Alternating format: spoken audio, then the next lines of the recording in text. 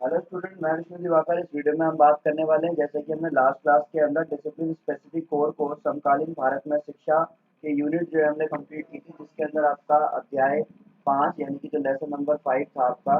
तो lesson number 5 के अंदर हम लोगों ने कंप्लीट कर लिया था कि जो संवैधानिक मूल्य हैं और उसके जितने भी पॉइंट्स थे वो हमने यहाँ पर क्लियर कर लिए थे। अब उसके बाद में आपका जो नेक्स्ट टॉपिक आएगा इसमें वो आएगा आपका मौलिक कर्तव्य। अब मौलिक कर्तव्य क्या होते हैं, ठीक है। तो हम सबसे पहले जानेंगे कि मौलिक कर्तव्य क्या है और उसके बाद में हम जानेंगे जो इसका नेक्स्ट क्वेश्चन बनेगा कि मौलिक अधिकार क्या है। तो इस वीडियो के अंदर हम इस लेसन 5 को पूरा कंप्लीट कर देंगे। तो मौलिक कर्तव्य की जानकारी के लिए हम लोग वीडियो को स्टार्ट कर देते हैं और जल्दी से देखते हैं कि मौलिक कर्तव्य क्या होते हैं। तो देखिए, भारत का संविधान नागरिकों द्वारा परिणत किए जाने वाले कर्तव्यों का प्रतिनिधित्व करता है। यानी कि जो संविधान के अंदर जो लिखा हुआ है, संविधान के अंदर जो भी चीजें लिखी हुई है, नागरिकों को क्या करना पड़ेगा, उन कर्तव्यों का पालन करना पड़ेगा। प्रतिनिधित्व का मतलब क्या होता है, जैसे मैंने आपको ऑलरेडी बता रखा है कि सपोज आप एक क्लास के अंदर हो, उस क्लास में बहुत सारे बच्चे हैं। अब इन बच्चों की कोई एक शिकायत है कि भाई हिंदी क्लास का जो है ना, हिंदी की जो अरेंजमेंट क्लास लगती है बार बार और हिंदी के हमारे टीचर नहीं आ रहे। तो ये बात प्रिंसिपल ऑफिस तक कौन लेकर जाएगा, ये क्लास का मॉनिटर लेकर जाएगा। तो मॉनिटर क्या कर रहा है, पूरी क्लास का प्रतिनिधित्व कर रहा है और ये जानकारी यहाँ तक पहुंचाएगा। तो ऐसे ही यहाँ पे कर्तव्यों का प्रतिनिधित्व कौन करेगा, नागरिक करेंगे। मौलिक कर्तव्य बहुत महत्वपूर्ण है क्योंकि ये राष्ट्रवाद, देशभक्ति, पर्यावरणवाद, मानवतावाद और सौंदर्यपूर्ण जीवन, वैज्ञानिक दृष्टिकोण और ज्ञानार्जन, लिंग समानता और व्यक्तिगत तथा सामुदायिक उत्कृष्टता जैसे मूल्यों को दर्शाता है। तो ये इस वजह से ये बहुत ज्यादा इंपॉर्टेंट हो जाता है कि मौलिक कर्तव्य व्यक्ति को जो है जरूर मानने चाहिए। अगर हम आगे बात करें कि मौलिक कर्तव्य आए कैसे हैं, इनको कब जोड़ा गया था, तो यहाँ पर देखते हैं कि 1976 के अंदर 42वें संशोधन के दौरान क्या हुआ, मौलिक कर्तव्य को भारतीय संविधान में जोड़ा गया। अब मौलिक कर्तव्य भारतीय संविधान के अनुच्छेद 51A और भाग 4A में लिखे गए हैं और इसके अनुसार बताया गया कि भारत में प्रत्येक नागरिक का कर्तव्य होगा। अब वो कौन कौन से कर्तव्य है वो हम यहाँ पर देख लेते हैं। प्रत्येक नागरिक का कर्तव्य होगा यहाँ पर कि संविधान का पालन करे और उसके आदर्शों, संस्थाओं, राष्ट्रीय ध्वज, राष्ट्रगान का आदर करे। जैसे आप सभी जानते हैं कि अगर राष्ट्रीय ध्वज गिर गया तो वहां पर आप पैर नहीं रखेंगे। अगर राष्ट्रगान चल रहा है तो आप वहां से चलेंगे नहीं। यानी कि ये सारी चीजें जो है हमारे क्या है, ये मौलिक कर्तव्य हैं जिनको हमें मानना पड़ेगा। तो पहला पॉइंट ये है। दूसरा पॉइंट हमारा क्या कहता है कि स्वतंत्रता के लिए हमारे राष्ट्रीय आंदोलन के प्रेरित करने वाले उच्च आदर्शों को हृदय में संजोए रखें और उनका पालन करें। आपने देखा होगा कभी भी किसी दूसरे देश के साथ में युद्ध होता है तो हमारे मन में एक जो प्रेरणा निकल कर आती है कि हाँ भाई, हमारा जो भारत है वो हम एक है और हम लोग देश के प्रति मर मिटने की भी वादे जो है वो करने लगते हैं।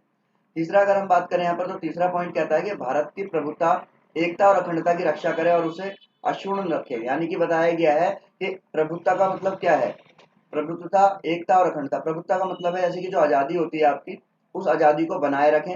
ठीक है, एकता यानी कि यूनिटी को बनाए रखें। अखंडता मतलब यानी कि किसी भी चीज को बिखरने ना दें। जैसे कि हमारा भारत जो है तमाम विविधताओं से भरा हुआ देश है, अलग अलग जाति, अलग अलग धर्म के लोग रहते हैं, तो उस अखंडता को बनाए रखें।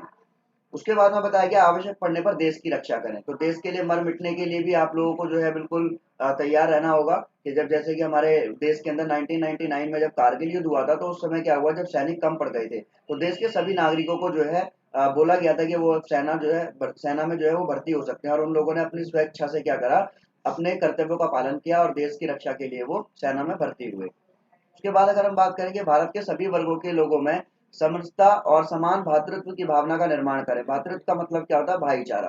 ठीक है, कि सभी के अंदर भाईचारे का निर्माण हो और स्त्रियों की गरिमा का सम्मान करें।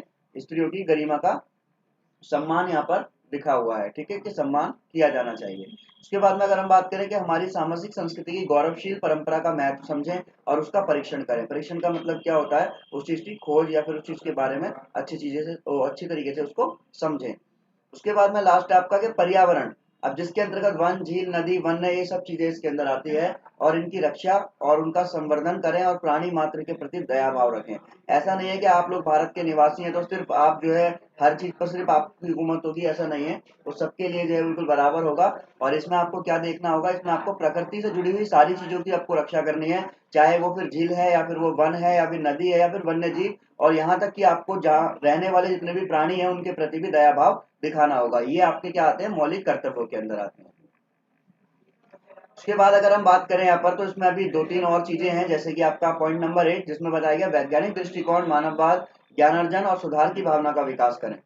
कि वैज्ञानिक दृष्टिकोण, मानववाद का और ज्ञानार्जन और सुधार की भावना का विकास करें। ऐसा ना हो कि भाई आप जो है सिर्फ अपनी बात को लेकर अडिग रहें। नेक्स्ट आपका सार्वजनिक संपत्ति को सुरक्षित रखे और हिंसा से दूर है। सार्वजनिक संपत्ति का मतलब है जो पब्लिक प्रॉपर्टी है, तो पब्लिक प्रॉपर्टी पर जो है सबका अधिकार है, तो इस प्रॉपर्टी को जो है सुरक्षित रखा जाए और बताया जाए कि भाई हिंसा से दूर रहे। यानी कि आपने देखा होगा कि गांधी जी भी क्या कहते थे, वो कहते थे क्या कहते हैं, हिंसा जो है उससे बिल्कुल ही दूर रहना है, अहिंसा को अपनाना है। ठीक है।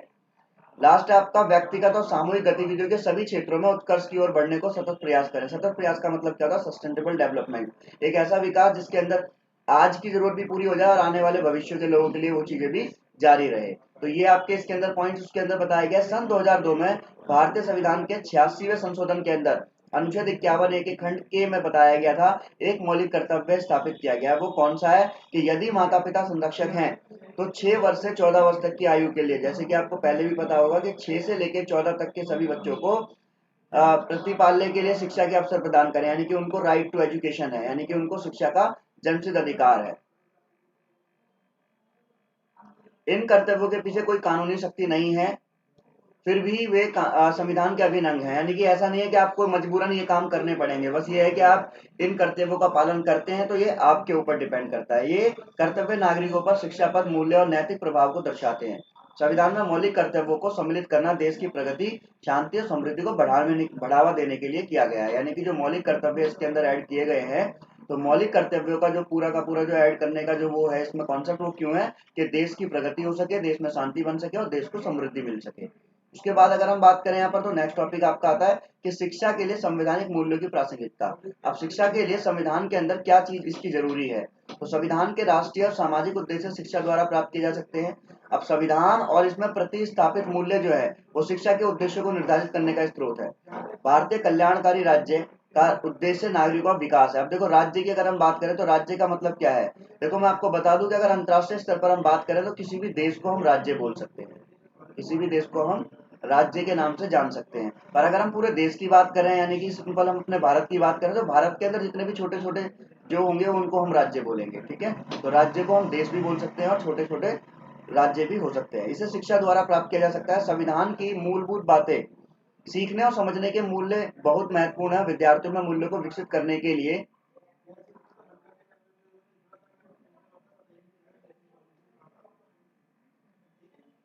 नवीन शिक्षण विधियां अधिक प्रभावशाली होंगी और विद्यार्थियों को धर्मनिरपेक्षता का अर्थ होता है जहां पर किसी एक धर्म को वैल्यू ना देकर सभी धर्मों को एक समान माना जाता है। समाजवाद, समानता और स्वतंत्रता। समाजवाद और समानता का मतलब क्या है, जहां पर जो है पूंजीवाद के खिलाफ, यानी कि पूंजीवाद को ना सपोर्ट करते हुए साम्यवाद को सपोर्ट किया जाना चाहिए। साम्यवाद, जहां पर सभी जनता का विकास किया जा सके। इसमें सही प्रकार के नागरिक स्वतंत्र का विकास होगा और एक धर्मनिरपेक्ष और व्यापक दृष्टिकोण विकसित होगा। संवैधानिक मूल्य युवा मन में परिक्रामी संकल्पनाओं के भोजन के रूप में कार्य करते हैं। यह उनके भाग्य और योजनाओं को आकार देते हैं। मानव मूल्य संसाधनों के विकास में सहायक, जो बदले में राष्ट्र में आर्थिक वृद्धि और बहुलता लाते हैं। और क्या होता है, तो यहाँ पर जैसे शिक्षा का उद्देश्य क्या है कि समझ के आधार पर इन मूल्यों के प्रतिबद्धता का निर्माण करना। इस तरह के प्रतिबद्धता निर्माण करने के लिए विद्यार्थियों के पाठ्यक्रम में संभाषण के लिए स्थान प्रदान करना चाहिए, जिससे कि बच्चों को इन सब चीजों की जानकारी प्राप्त हो सके। अब उसके अगर हम बात आगे करेंगे, इसके अंदर कुछ उद्देश्य है। अब वो कौन कौन से उद्देश्य हैं, चलिए वो भी देख लेते हैं हम लोग। तो सबसे पहले उद्देश्य के अंदर हम बात करें तो पहला उद्देश्य आता है आपका कि लोकतांत्रिक मूल्यों को धारित करना, उनको अपनाना। तो लोकतंत्र तब संपन्न होता है जब लोग अपने कर्तव्यों और अधिकारों, अपनी जिम्मेदारियों को पूर्ण करने के उपायों को जानते हैं। अगर आपको कोई भी चीज दी गई है और आप उस चीज को अगर फॉलो नहीं करते हैं तो वो चीज सफल नहीं हो सकती। तो ऐसे ही भारत के अंदर लोकतंत्र जब सफल होगा जब नागरिक अपने कर्तव्यों को पूर्ण तरीके से पालन करेंगे। शिक्षा व्यक्ति को लोकतांत्रिक नागरिकता के मूल्य को विकसित करने के लिए मार्गदर्शित करती है। आप देखो नागरिकता की अगर हम बात करें तो हमारे भारत में बताया गया एकल नागरिकता है और विदेशों में क्या है, दोहरी नागरिकता है। अब दोहरी नागरिकता का मतलब क्या होता है कि जिस देश में आप निवास करते हो वहां की नागरिकता, और फिर उस देश के अंदर जिस जगह पर आप रह रहे हो वहां की नागरिकता। जैसे कि अगर हम एग्जांपल ले लें कि ऑस्ट्रेलिया है, तो ऑस्ट्रेलिया की नागरिकता और ऑस्ट्रेलिया की जैसे राजधानी क्या है, सिडनी, तो आपको सिडनी की भी नागरिकता लेनी होगी। तो अम्बेडकर जी ने क्या बोला था कि हमारे भारत के अंदर कौन सी नागरिकता रहेगी, सिर्फ एकल नागरिकता रहेगी। और इस प्रकार लोगों में सही और गलत पहचानने में मदद करती है और यह उनको आसपास में फैली सामाजिक, राजनीतिक और आर्थिक समस्या को हल करने में सहायता प्रदान करती है। लोकतंत्र एक ऐसे नागरिक का सृजन करता है जो कि स्वायत्त से पालन करे और दूसरों के अधिकारों का भी सम्मान करे ताकि वह अच्छा प्रदर्शन कर सकें। ऐसे ही अगर हम बात करें इसके दूसरे पॉइंट की, तो दूसरा पॉइंट है आपका सामाजिक मूल्यों और कौशलों का विकास, कि समाज से जुड़ी हुई चीजों का विकास और जितने भी कौशल्स यानी कि जितनी भी स्किल्स हैं उनका विकास करना इसके अंदर शामिल है। देखो जैसा कि बताया गया कि शिक्षा वह हथियार है, शिक्षा क्या है, वह हथियार है जिसके द्वारा व्यक्ति का समाजीकरण होता है। शिक्षा के माध्यम से ही सहयोग, सहिष्णुता, साझाकरण, सहानुभूति सहानुभूति और दूसरों की संस्कृति का सम्मान आदि मूल्यों का विकास किया जा सकता है। शिक्षा व्यक्ति को समाज में अनुकूलन करने और सामाजिक परिवर्तन के साधन के रूप में कार्य करने में मदद करती है। तो ये बहुत जरूरी है कि अगर आप शिक्षित होंगे तो ही आप समाज में परिवर्तन के रूप में कार्य कर सकते हैं। तीसरा पॉइंट अगर हम बात करें इसके अंदर, तो तीसरा आता है आपका नैतिक, आध्यात्मिक और मूल्यों को प्रोत्साहित करना। प्रोत्साहित का मतलब क्या होता है, मोटिवेट करना किसी चीज को, ठीक है, मोटिवेट करना। लोकतंत्र तब संपन्न होता है जब उनके लोगों में नैतिक और आध्यात्मिक मूल्यों की भावना स्थापित होगी। मूल्यों के अभाव में ज्ञान मूल्यहीन है। अगर आपको उसका पता ही नहीं है कि वो ज्ञान हमारे को लगाना कहाँ है, तो वो क्या है, वो मूल्यहीन है, यानी कि वो यूजलेस है, जिसका कोई काम नहीं होगा। नेक्स्ट पॉइंट आपका इसके अंदर क्या है, व्यावसायिक कौशलों का विकास। व्यावसायिक कौशल का मतलब क्या है कि जितने भी आप जैसे कोई आप कार्य करते हैं तो उस चीज की स्किल्स को आपको डेवलप करना है इसमें। तो राष्ट्र का विकास उनके आर्थिक पहलुओं पर निर्भर करता है। व्यावसायिक शिक्षा व्यक्ति को न केवल उसकी आजीविका अर्जित करने में मदद करती है, बल्कि राष्ट्र की अर्थव्यवस्था में पूंजी की वृद्धि में भी एक महत्वपूर्ण भूमिका निभाती है। व्यक्ति के मन में भी कार्य की गरिमा के लिए प्रशंसा का भाव विकसित होना चाहिए। यानी कि अगर आप सिर्फ व्यावसायिक यानी कि अगर आप बिजनेस स्टडीज करते हैं, ठीक है, बिजनेस को लेकर अगर आप स्टडी करते हैं तो सिर्फ आपका विकास नहीं होगा, आप राष्ट्र का भी विकास करेंगे, राष्ट्र की जीडीपी के अंदर आप जो अपना योगदान देंगे। तो इसलिए ये शिक्षा भी आपके लिए बहुत जरूरी है। नेक्स्ट अगर हम बात करें इसके अंदर, तो राष्ट्रीय एकीकरण को प्रोत्साहित करना। राष्ट्रीय एकीकरण का मतलब क्या है कि हमारे भारत जो है तमाम विविधताओं से भरा हुआ देश है। तो भारत संस्कृति, धर्म, भाषा, जाति और वर्ग की विविधता का देश, और शिक्षा द्वारा विद्यार्थियों में राष्ट्रीय चेतना और राष्ट्रीय एकजुटता की साधना का भाव उत्पन्न करके राष्ट्रीय और सामाजिक एकीकरण को प्राप्त किया जा सकता है। तो आई होप आपको ये चीजें समझ में आ रही होंगी। तो नेक्स्ट टॉपिक है इसके अंदर आपका मानव संसाधनों का विकास। तो देखिए जरा कि लोकतंत्र को मजबूत करने के लिए आवश्यक मूल्य शिक्षित मतदाताओं और सक्षम नेतृत्व की भावना को विकसित करने की आवश्यकता है। शिक्षा एक ऐसा माध्यम है जिसके द्वारा मानव क्या करता है, संसाधनों का विकास करता है, उसके ज्ञान और कौशल का पोषण किया जा सकता है। वे एक परिपक्व व्यक्तित्व के रूप में उभरते हैं और जो लोकतंत्र की सुरक्षा में सहायक है। तो संसाधन का मतलब क्या होगा, संसाधन का मतलब है हर वो चीज जो कि मनुष्य के काम आती है। जैसे हम बात करें बस, ठीक है, या फिर हम कार की बात करें तो कार क्या है, यातायात का संसाधन है, ठीक है। अगर हम बात करें पुस्तकें, ये पेन, ये सब चीजें क्या है, ये अध्ययन का संसाधन है। तो हर वो चीज जो मनुष्य के काम आएगी वो क्या कहलाएगी, संसाधन कहलाएगी। नेक्स्ट पॉइंट आपका इसके अंदर क्या है, परंपरागत मूल्यों को उत्पन्न और आधुनिकरण को बढ़ावा देना, यानी कि टेक्नोलॉजी को, आधुनिकरण को, इनको बढ़ावा देना। शिक्षा समग्र संस्कृति और समृद्ध विरासत के, विरासत का मतलब क्या होता है, लेगेसी। जैसे एक पिताजी हैं, उन्होंने कोई चीज छोड़ी अपने बेटे के लिए, तो वो उसके लिए क्या है, विरासत है।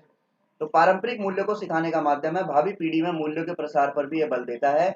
आधुनिकरण को बढ़ावा देने के लिए विज्ञान और तकनीकी शिक्षा में विस्तार और सुधार की आवश्यकता है। तो इस वीडियो के अंदर हम लोगों ने अभी तक क्या करा, तो इसमें हमने देखा अभी तक के इसके जो मौलिक कर्तव्य हैं, मौलिक कर्तव्य के जितने भी पॉइंट्स हैं वो हमने यहाँ पर बिल्कुल कंप्लीट कर लिया है। इसका अगर हम आपको निष्कर्ष बताएंगे तो यह उद्देश्य राष्ट्रीय सामाजिक उद्देश्य हैं जिन्हें शिक्षा के माध्यम से प्राप्त किया जा सकता है। तो ये सारे कर्तव्य कब प्राप्त किए जाएंगे, जब आप शिक्षित होंगे और शिक्षा के माध्यम से आप इनको ग्रहण कर सकते हैं। ये सामाजिक संरचना को मजबूत करने के लिए आवश्यक है और राष्ट्रीय विकास के शैक्षणिक लक्ष्य द्वारा, शिक्षा के द्वारा विद्यार्थियों में राष्ट्रीय एकता और राष्ट्रीय चेतना की भावना विकसित होती है। संविधान की प्रस्तावना में विवेचित सिद्धांत और मूल्यों को छात्रों तक पहुंचाने के लिए भविष्य के प्रति मजबूत विश्वास का सृजन करना एक महत्वपूर्ण कदम माना जाता है। आई होप आपको वीडियो समझ में आई होगी। अब नेक्स्ट वीडियो के अंदर हम बात करेंगे इसी लेसन के नेक्स्ट टॉपिक के बारे में, जिसका नाम है मौलिक अधिकार। Thanks for watching.